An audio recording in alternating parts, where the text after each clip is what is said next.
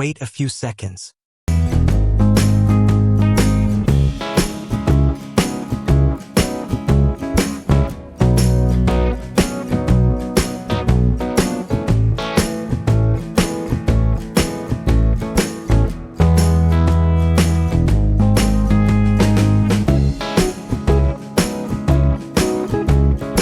Copy this path.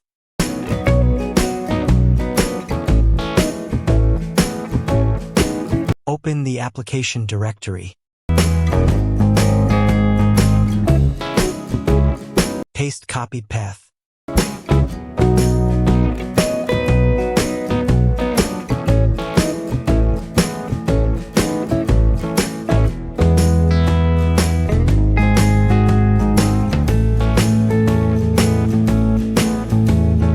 APK file generated.